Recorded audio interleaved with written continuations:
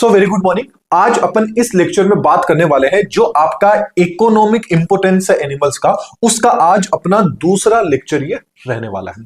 इस लेक्चर के अंदर आपके जो बाकी का बच जाता है इकोनॉमिक इंपोर्टेंस, उसको आज अपन क्या कर लेंगे, कंप्लीट कर लेंगे। इसके बाद में आपका सिंगल एक लास्ट एंड फाइनल जूलॉजी के अंदर रहेगा। आप सबको पता है अपन ने साइंस का बैच चला रखा है, उसके अंदर अपन ने बायोलॉजी ली थी। बायोलॉजी आपकी जूलॉजी एंड बॉटनी में डिवाइडेड है।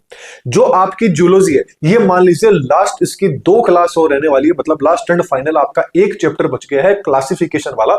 बाकी सारे के सारे लेक्चर आज कंप्लीट हो जाएंगे। ये लेक्चर आज अपना कौन सा है, लास्ट लेक्चर रहने वाला है किस पे, इकोनॉमिक इंपोर्टेंस ऑफ एनिमल के ऊपर। उसके बाद में अपन कोडेट्स मतलब जो आपका क्लासिफिकेशन है एनिमल्स का, उसके क्लासिफिकेशन को देखेंगे एंड इसके बाद में जो आपकी बॉटनी है इस बॉटनी को अपन स्टार्ट कर देंगे।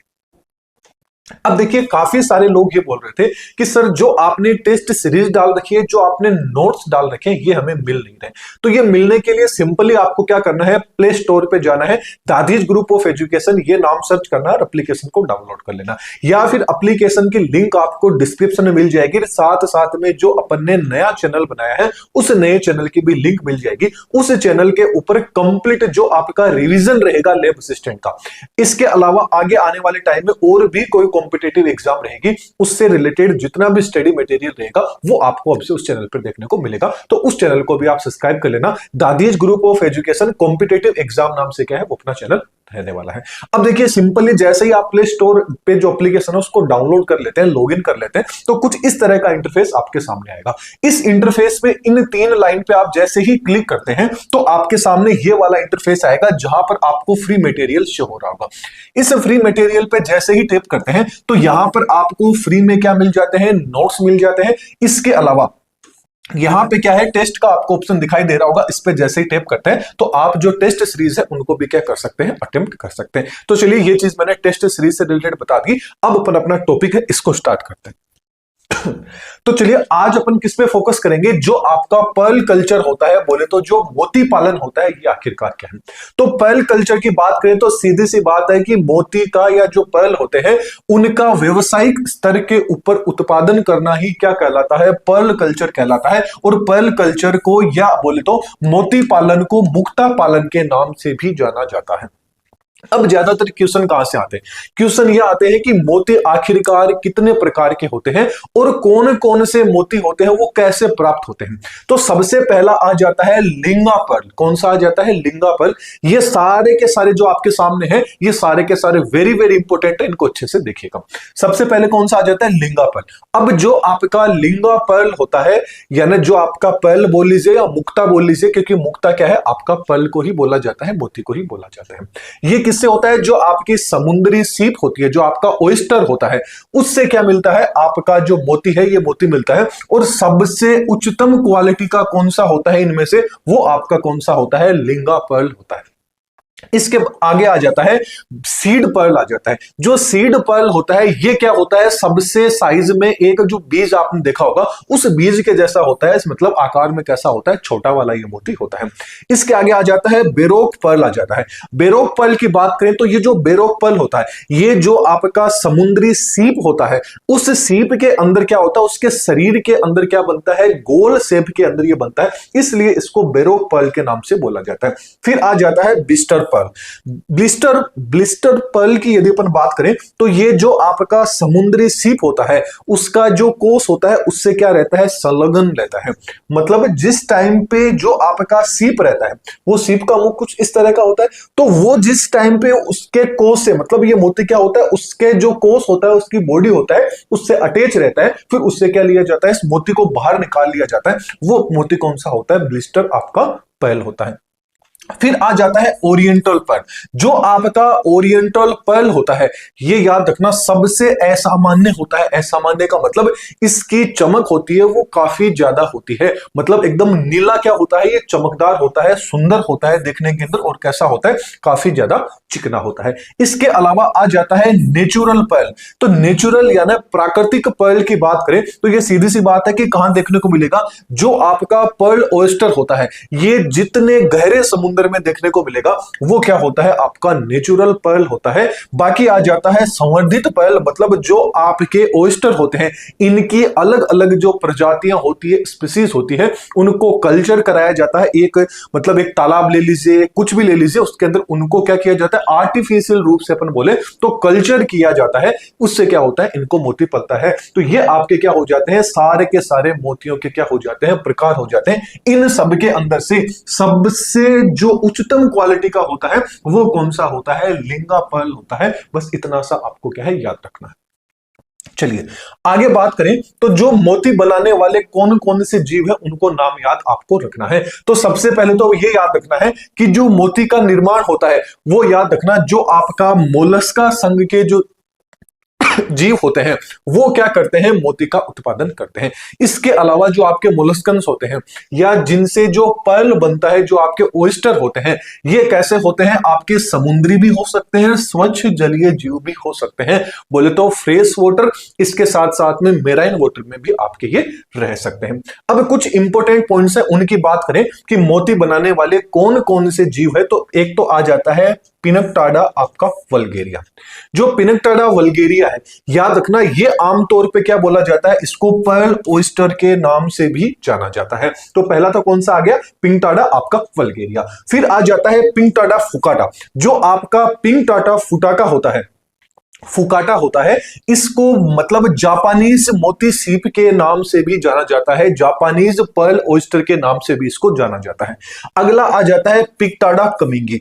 जो पिकटाडा कमिंगी होता है इसको ब्लैक लिप्ड पर्ल ओयस्टर के नाम से भी जाना जाता है। ये तीनों की तीनों इंपॉर्टेंट है, बस इतना याद रख लेना, जिनके आगे भी पिंकटाडा लग जाता है ये आपका किससे हो जाता है, मोती पालन से हो जाता है, मतलब मोती से रिलेटेड कोई ना कोई आपका ऐसा जीव रहेगा। इसके अलावा एक आ जाता है माइटिलस, ये भी आपका क्या होता है, एक तरह से जीव होते हैं ये क्या करते हैं, इनसे मोती का निर्माण होता है। जो सारे के सारे कहां देखने को मिलते हैं, जो आपका समुद्री जल पानी हो गया या बोले तो स्वच्छ जलीय हो गया, मतलब तालाब होगी, नदियां होगी उनके अंदर, और आपके समुद्र के अंदर ये जीव देखने को मिलते हैं। ये तीनों के तीनों काफी इंपॉर्टेंट है, एग्जाम में पूछे गए हैं। और भी काफी सारी स्पीसीज है लेकिन इन्हीं को सबसे ज्यादा एग्जाम में पूछा जाता है, इसलिए आपके सामने ये लिखे हुए हैं।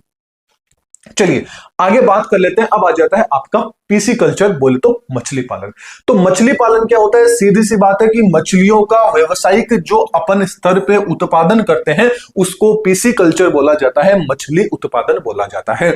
मछलियों का जो उत्पादन है या बोले तो जो मछलियों की स्टडी है कि स्टडी ऑफ पीसीज क्या कहलाती है, तो ये आपकी क्या कहलाती है, इख्तियोलॉजी कहलाती है। क्या कहलाती है, इख्तियोलॉजी। जो आपकी मछलियां होती है ये याद रखना मीठे पानी में भी देखने को मिल जाएगी, और जो आपका समुद्री पानी होता है बोले तो fresh water and marine water दोनों में देखने को मिलती है। अब इनकी स्पीसीज देख लेते हैं कि कौन सी मीठे पानी में देखने को मिलेगी, कौन सी खारे पानी में देखने को मिलेगी। ये काफी इंपॉर्टेंट पॉइंट है जो आपको देखना है। बात करें मीठे पानी में कौन कौन सी मछलियां पाई जाती है, तो इनका नाम है वो आपको पता होना चाहिए। मीठे पानी का यहां पे मतलब क्या हो गया, जो आपकी झीलें होगी, नदियां आ गई, तालाब होगी, उनमें क्या होता है, मीठा पानी होता है। जो मीठा पानी होता है इसके अंदर आपकी रोहू आ गई, कतला आ गई, मृंगल आ गई, सिंगारा आ गई, कार्प आ गई, बास आ गई, ट्राउट आ गई एंड आपकी गोल्ड फिश आ गई। ये सारी की सारी कौन सी होती है, मीठे पानी में पाई जाने वाली मछलियां होती है। इनके नाम है वो आपको सारे के सारे याद रखने हैं। इसके बाद में आ जाता है कि खारे पानी में कौन सी देखने को मिलेगी, तो समुद्री पानी यानी मेराइन वाटर के अंदर कौन सी देखने को मिलेगी, तो मेराइन वाटर का मतलब समुद्र वाला पानी हो जाता है। इसमें आपकी हेरिंग आ गई, मैकरल आ गई, कोड आ गई, सार्डिन आ गई, हिल्सा आ गई, साक आ गई एंड आपकी ट्यूना आ गई। ये सारी की सारी क्या होती है, समुद्री मछलियां होती है, बोले तो समंदर के पानी में देखने को मिलती है। इसके अलावा एक वर्ड और आ जाता है एक्वा कल्चर, कि आखिरकार एक्वा कल्चर क्या होता है। तो एक्वा के अंदर आप कंफ्यूज हो जाते हैं कि आखिरकार एक्वा कल्चर क्या है। तो एक्वा कल्चर ये याद रखना कि एक बड़ा सा जलाशय होता है जिसके अंदर आप मछलियों का भी उत्पादन कर सकते हैं, झींगे का भी कर सकते हैं, केकड़े का भी कर सकते हैं, पल का भी कर सकते हैं। मतलब आपके जितने भी अपन ने कल्चर पढ़े ये सारे के सारे किससे, पानी से रिलेटेड है, सीधी सी बात है। तो पानी को क्या बोला जाता है, एक्वा बोला जाता है। अब जरूरी थोड़ी है कि सारी चीजें अपन को पानी में मतलब समुद्र पे या जो प्राकृतिक नेचर है वहीं पे करनी है, इनको आर्टिफिशियल जगह भी तो कर सकते हैं, या अपन खुद ही एक तालाब है उस तालाब को ले लेते हैं कि इसी तालाब में हर चीज का अपन क्या करेंगे, प्रोडक्शन करेंगे। तो यही क्या कहलाता है, आपका एक्वा कल्चर बोला जाता है, जिसको जल संवर्धन बोला जाता है। बोले तो इसमें क्या होते हैं, छोटे एवं जो बड़े जलाशय होते हैं उनको बनाया जाता है आर्टिफिशियल तरीके से, फिर उनके अंदर मछली पालन हो गया, झींगा पालन हो गया, केकड़ा पालन हो गया, पर्ल पालन हो गया, ये सारे के सारे जो कल्चर है वो इनमें कराए जाते हैं। बोले तो जीवों का क्या किया जाता है, पालन किया जाता है। यही क्या कहलाता है, आपका एक्वा कल्चर कहलाता है। चलिए मछली पालन में बात करें तो जो आपकी मछलियां हैं, इन मछलियों का इकोनॉमिक इंपोर्टेंस क्या हो सकता है, कि मछली पालन अपन क्यों करते हैं। तो सीधी सी बात है कि एक तो हो गया कि मछलियों को एज ए फूड खाया जाता है, भोजन के रूप में खाया जाता है। क्यों, क्योंकि मछलियों के अंदर सबसे ज्यादा क्या देखने को मिलता है, प्रोटीन देखने को मिलता है। इसके साथ साथ में कार्बोहाइड्रेट एंड जो फैट होती है ये भी इनमें काफी अच्छी मात्रा में देखने को मिलती है। इसके अलावा कुछ खनिज लवण हो गए, विटामिन ए हो गया एंड विटामिन डी हो गया, ये सबके सब किसमें देखने को मिलता है, मछलियों के अंदर देखने को मिल जाता है, इसलिए इनका यूज किया जाता है। इसके अलावा कुछ जो रोग नियंत्रण होते हैं, मतलब कुछ डिजीज होती है, उन डिजीज को कंट्रोल करने के लिए भी मछलियों का काफी ज्यादा इंपॉर्टेंट रोल होता है। जैसे कि जो मछलियां होती हैं इनकी कुछ काफी ज्यादा ऐसी प्रजातियां होती है जो क्या कहती है, समंदर हो गया या पानी हो गया, उसमें जो मच्छर हो गए या ऐसे मतलब मान लीजिए कि ऐसे जीव हो गए जिनसे अपन को डिजीज पहुंच सकती है, उनका जो लार्वा होता है उनके लार्वा को क्या कर लेती है, ये आपकी मछलियां खा लेती है, जिससे वो डिजीज आगे नहीं फैल पाती। जैसे फॉर एग्जांपल की अपन बात करें तो एक आ जाती है आपकी गंबूसिया मछली। जो आपकी गंबूसिया मछली होता है इसको मच्छर मछली के नाम से भी जाना जाता है। क्यों, क्योंकि ये मछली क्या होती है, साइज के अंदर छोटी होती है। इसके अलावा क्या होती है, ये आपका जो डेंगू हो गया, मलेरिया हो गया, चिकनगुनिया हो गया, इनसे फैलने वाले जो मच्छर होते हैं, इन मच्छर के जो लार्वास होते हैं इनके लार्वा को क्या कर लेती है, खा लेती है। और प्राकृतिक रूप से जो इनकी जनसंख्या होती है मच्छरों की, इनको रेगुलेट करने के अंदर इस मछली का क्या रहता है, काफी ज्यादा इंपॉर्टेंट रोल रहता है। इसलिए गंबूसिया मछली को मच्छर मछली के नाम से भी जाना जाता है। चलिए अगला आ जाता है हाइपोपोटेमस, आपका प्लीकोस्टोमस। जो आपका हाइपोपोटेमस जो प्लीकोस्टोमस है, इसको क्या बोला जाता है, सकर माउथ कैटफिश के नाम से भी जाना जाता है। ये क्या करती है, जो भी आपके शैवाल रहते हैं समंदर के अंदर, जो काई रहती है, शैवाल रहते हैं, उन शैवाल को क्या कर लेती है, खा लेती है, ताकि वाटर क्या रहे, थोड़ा बहुत स्वच्छ रहे। तो पानी को स्वच्छ करने के अंदर इन मछलियों का योगदान रहता है। आगे आ जाती है ट्राई एंगुलर बटरफ्लाई फिश, जिसको अपन बोलते हैं, या जिसको बोले तो चेटेडोन, आपका बोरेनोस मछली बोला जाता है। ये मछली आपकी क्या होती है, जो आपका हिंद महासागर होता है उनके अंदर जो कोरल रीफ रहती है, उन कोरल रीफ के ऊपर क्या रहती है, मूंगा पोलिप पाया जाता है। क्या पाया जाता है, मूंगा पोलिप। इन मूंगा पोलिप को क्या है, ये खा लेती है, ताकि जो आपकी कोरल रीफ है वो अच्छे से क्या है, अच्छे तरीके से वो सर्वाइव कर सके, उनको किसी भी तरह का नुकसान ना हो। तो ये मछलियों का क्या रहता है, इस तरह से काम रहता है। ओवरऑल बात करें तो आपको जो गंबूसिया मछली है इसका एग्जांपल थोड़ा सा अच्छे से याद रखना है। चलिए अब बात कर लेते हैं इसके अलावा कि भाई जो आपके मछलियां हैं, इन मछलियों से कुछ बाई प्रोडक्ट्स भी बनते हैं। जैसे फॉर एग्जांपल की बात करें तो मछलियों से क्या बनता है, मछलियों का जो लीवर ऑयल है वो बनता है। इसके अलावा फिश ग्लू बनता है, आपका आइजिंग ग्लास इनसे बनता है। इसके अलावा जो आर्टिफिशियल पर्ल है उनके अंदर भी मछलियों का काफी ज्यादा इंपॉर्टेंट रोल रहता है। ये चीज आपको पता होनी चाहिए। इसके अलावा आपको एक चीज याद रखना है, यदि पूछ लिया जाए कि भाई आपकी ब्लू रिवॉल्यूशन क्या होता है, नीली क्रांति क्या होता है, या नीली क्रांति किससे रिलेटेड होता है, तो जो आपकी नीली क्रांति है, ये नीली क्रांति मछली एंड जो समुद्री उत्पाद है उससे रिलेटेड होने वाली क्रांति को क्या बोला जाता है, ब्लू रिवॉल्यूशन बोला जाता है। अब आप लोग मेरे को कमेंट में बताइएगा, ग्रीन रिवॉल्यूशन किसको बोलते हैं, व्हाइट रिवॉल्यूशन किसको बोलते हैं, ये दोनों के दोनों आप मेरे को कमेंट बॉक्स में बताइएगा। चलिए आगे बात करते हैं कि जो आपकी मछलियां हैं, इन मछलियों का आर्टिफिशियल रूप से बोले तो अपन अपने मतलब जिस तरह से जो भी मछलियों का पालन होता है वो एक्चुअल में कैसे किया जाता है। तो देखिए, मछलियों का पालन करने के लिए क्या किया जाता है, जो भी लोग मछली का पालन करते हैं वो क्या बनाते हैं, दो तरह के तालाब का निर्माण करते हैं। एक तो छोटा तालाब बना लेते हैं, एक क्या बना लेते हैं, बड़ा तालाब बना लेते हैं। कहानी स्टार्ट होती है सबसे पहले छोटे तालाब से। तो जो आपका छोटा तालाब होता है उसके अंदर मछलियां क्या देती है, अंडे देती है। मछलियों का के द्वारा क्या दिया जाता है, अंडे दिए जाते हैं। मछलियों के द्वारा जो अंडा दिया जाता है और उस अंडे से जो छोटी मछली निकलती है, जो छोटी मछली निकलेगी अंडे से, उसको क्या बोला जाता है, जीरा बोला जाता है, फ्राई बोला जाता है। और ये क्वेश्चन पूछ लिया जाए कि मछलियों के जो बच्चे होते हैं उनको क्या बोला जाता है, तो मछलियों के बच्चों को क्या बोला जाता है, फ्राई बोला जाता है, बोले तो जीरा बोला जाता है। ये चीज आपको याद रखनी है। अब क्या होता है, ये जो फ्राई होते हैं, जीरा होते हैं, मछलियों के छोटे बच्चे हैं। ये मछलियों के बच्चे लगभग 10 से 15 दिन के अंदर क्या हो जाते हैं, थोड़े बड़े हो जाते हैं, मतलब अंगुली नुमा हो जाते हैं। इसलिए इनको अंगुलिका मछली के नाम से क्या है, इनको जाना जाता है। ये जैसे ही अंगुली के समान हो जाते हैं, आराम से दिखने लग जाते हैं कि इनकी साइज बड़ी हो गई है, तो इन छोटे बच्चों को बोले तो जो अंगुलिकाएं मछली होती है, इनको बड़ा जो तालाब होता है जिसके अंदर बड़ी बड़ी मछलियां रहती हैं, उन मछलियों के साथ में इनको छोड़ दिया जाता है। फिर वो जो बड़ी मछलियां होती है वो इन अंगुलिका मछलियों को क्या कर लेती है, खा लेती है। और इससे क्या होता है, जो आपकी मछलियां होती है, जिन मछलियों ने इनको खाया है, उनको क्या मिल जाता है, प्रोटीन मिल जाता है, फैट मिल जाता है, हर एक चीज क्या मिल जाती है। फिर उनको आगे बेच के, काट के, फीट के जो भी चीज बनाई जाती है वो उनसे बाई प्रोडक्ट भी बन जाते हैं और उनको सेल भी मार्केट में कर दिया जाता है। इस तरह से क्या किया जाता है, मछलियों का पालन किया जाता है। तो इसमें बस इतना सा चीज आपको याद रखना है, ये जितना भी मैंने बताया है इसमें एक चीज ये आपको याद रखनी है कि जो मछलियों के छोटे बच्चे होते हैं उनको क्या बोला जाता है, फ्राई बोला जाता है, जीरा बोला जाता है। और बड़ी मछलियों को किनको खिलाया जाता है, तो जो अंगुलिका मछली होती है, फिंगरियोज होती है, इनको खिलाया जाता है। बड़ी मछलियां इनको खाती है। अब जो आपकी अंगुलिका मछली थी, ये अंगुलिका मछली के अंदर भी हो सकता है किसी न किसी तरह का बैक्टीरिया लग जाए, कोई वायरस लग जाए। तो इससे जब उनको बड़ी मछलियों को खिलाया जाता है, मतलब बड़े तालाब में डाला जाता है, उससे पहले इनको स्टेनिंग की जाती है, मतलब इनको कुछ रसायनों के द्वारा, केमिकलों के द्वारा इनको उपचारित किया जाता है, स्ट्रेन किया जाता है।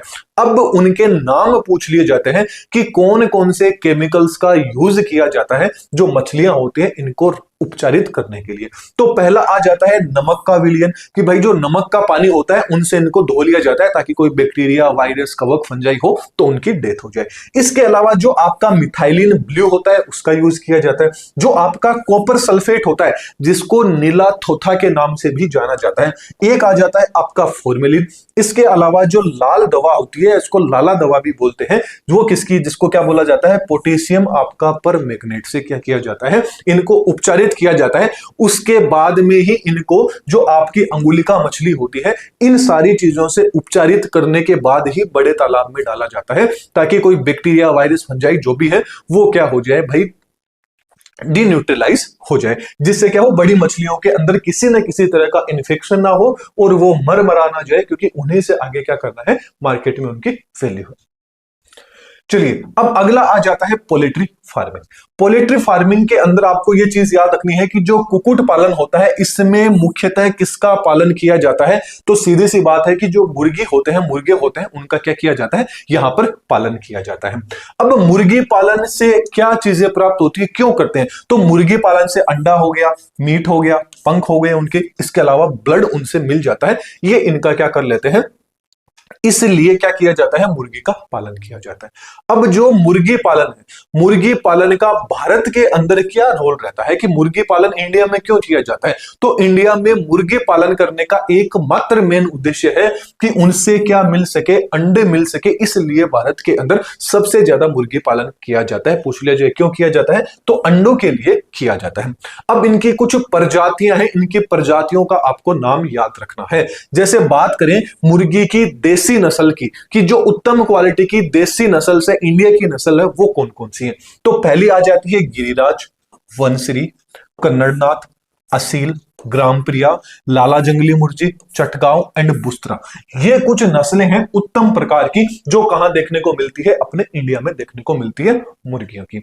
इसके अलावा यदि बात करें भाई विदेशी मुर्गियां कौन सी है, कि बाहर की विदेशी मतलब जो नस्लें हैं वो नस्लें बताई हैं, तो उनमें एक तो आ जाती है ऑस्ट्रेलिया की एस्ट्रोलोप, फिर आ जाती है अमेरिका की रोड आइलैंड रेड आ जाती है, इसके अलावा इटली की आ जाती है आपकी लैंगहॉर्न। ये तीनों के तीनों काफी इंपॉर्टेंट रखते हैं। ये विदेशी जो नस्ल होती है इनका जो मीट होता है वो काफी क्या होता है, काफी हेवी मीट इनसे क्या मिल जाता है, प्राप्त हो जाता है, इसलिए इनका सबसे ज्यादा यूज है वो इंडिया के अंदर किया जाता है विदेशी मुर्गियों का। तो ये मुर्गियों की बात कर ली। अब बात कर लेते हैं मिल्क प्रोडक्शन की। मिल्क प्रोडक्शन की बात करें तो जो आपका मिल्क है, दूध है, ये किससे मिलता है, सीधी सी बात है गाय से मिलता है, भैंस से मिलता है, बकरी से मिलता है। तो इनकी जो भी स्पीसीज है, जो भी प्रजातियां हैं, मतलब बोले जो जो नस्ल से काफी इंपॉर्टेंट है, उन नस्ल के नाम आपको पता होना चाहिए। जैसे फॉर एग्जांपल सबसे पहले बात कर लेते हैं देसी गाय के नस्ल की। गाय के नस्ल की बात करें देसी, तो आपकी आ जाती है गिर वाली गाय आ जाती है, साहिवाल आ जाती है, थार पारकर आ जाती है, इसके अलावा राठी आ जाती है, कांकरेज आ जाती है, साहिवाल आ जाती है, सिंध आ जाती है एंड आपकी हरियाणवी गाय की नस्लें आ जाती हैं जो अपने इंडिया के अंदर देखने को मिल जाती है, सबसे फेमस। इसके अलावा बात करें कि भाई विदेशी गाय की नस्ल्स भी बताइए, तो विदेशी गाय की नस्ल्स कौन सी आ जाती है, आपकी जर्सी है, ये विदेशी गाय है, इसके अलावा रेडेन है, आपकी हेलस्टीन फ्रीजियन है, इसके अलावा ब्राउन स्वीज होलिस्ट आपकी गाय आ जाती है जो कौन सी होती है, विदेशी नस्ल की होती है। इसके अलावा भैंस की नस्ल पूछ ली जाए तो भैंस की नस्ल कौन सी होती है, मूरा आ गई, जाफरवादी आ गई एंड आपकी सुरती आ गई। ज्यादातर आपको मूरा एंड जाफरवादी के बारे में पता होना चाहिए। इसके अलावा बात करें बकरी की भी नस्ल पूछ ली जाती है। बकरी की नस्ल की बात करें, जमुना पारी आ जाती है, सिरोही आ जाती है, बारबरी आ जाती है, ओस्मानबादी आ जाती है एंड आपकी कौन सी आ जाती है, बीटल आ जाती है। ये किसकी है, आपकी गाय की होगी, भैंस की होगी, बकरी होगी। इनकी जो नस्लें हैं ये नस्लें आपको पता होनी चाहिए। सीधी सी बात है, आप सब ये सोच रहे हो कि सर क्या आप क्या पढ़ा रहे हो, तो सीधी सी चीज है, ये सारी की सारी चीजें आपके सिलेबस में दी हुई है, तो ये चीज अपन को देखनी ही होगी। चलिए फिर आगे बात कर लेते हैं। अब अपन वूल प्रोडक्शन की बात करें, ऊन की प्राप्त करें, तो ऊन किससे मिलता है, सीधी सी बात है, जो आपके भेड़ होते हैं इनके बाल से आपको ऊन मिलता है। अब जो ऊन की भी जो नस्लें हैं, मतलब जो आपके भेड़ होते हैं इनकी भी बढ़िया क्वालिटी की कौन सी नस्ल होती है, इनका भी आपको नाम पता होना चाहिए। एक तो आ जाती है चोकला, ये चोकला कहां देखने को मिलेगी, आपको राजस्थान की क्या होती है, ये भेड़ होती है। इसके अलावा आ जाती है मुजफ्फरनगरी। मुजफ्फरनगरी की बात करें तो ये आपको जो उत्तर भारत है वहां पर देखने को मिलेगी, और ये क्या कर लेती है, जल्दी से बड़ी हो जाती है, जल्दी से ग्रोथ हो जाती है, इसलिए भी इसको सबसे ज्यादा पाला जाता है। इसके अलावा आ जाती है मेचेरी। जो मेचेरी होती है ये आपको तमिलनाडु होता है वहां देखने को मिलता है, और इसकी जो स्किन होती है वो स्किन काफी अच्छी होती है अच्छी होती है, इसलिए भी इसका उत्पादन क्या है, काफी ज्यादा किया जाता है, मतलब इसका भी पालन काफी ज्यादा किया जाता है। इसके अलावा याद रखना, जो आपका ऊन होता है ये ऊन हमेशा क्या होता है, जो उष्मा होती है उसका कुचालक होता है, तभी तो आपको जब आप पहन लेते हैं ऊन से बने हुए कपड़े तो आपको ठंड नहीं लगती। क्यों, क्योंकि ये उष्मा का क्या होता है, कुचालक होता है। आपको ये चीज पता होनी चाहिए। तो ये अपना यहां पर क्या हो जाता है, जो आपके इकोनॉमिक इंपोर्टेंस थे एनिमल्स के, ये आपके क्या हो जाते हैं, यहां पर कंप्लीट हो जाते हैं। तो जो प्ले स्टोर वाली एप्लीकेशन है दादीज ग्रुप ऑफ एजुकेशन, इसको भी एक बार विजिट कीजिएगा। इसके साथ में जो आपका नया चैनल बना रखा है अपन ने, Dadi's group of education competitive exam, इन दोनों की जो लिंक है डिस्क्रिप्शन में मिल जाएगी। तो एक बार उस चैनल को भी देख लीजिएगा, एप्लीकेशन को भी देख लीजिएगा, और ये अपने अदर सोशल मीडिया से इनको भी आप फॉलो करना चाहें तो यहां पे भी आप फॉलो कर सकते हैं। वीडियो पसंद आए तो वीडियो को लाइक कीजिएगा, चैनल पे नहीं तो चैनल को सब्सक्राइब कीजिएगा। इसके अलावा कोई भी डाउट रहता है तो आप कमेंट सेक्शन में पूछ सकते हैं। तो चलिए फिर अगले वीडियो में फिर मिलते हैं। Thank you.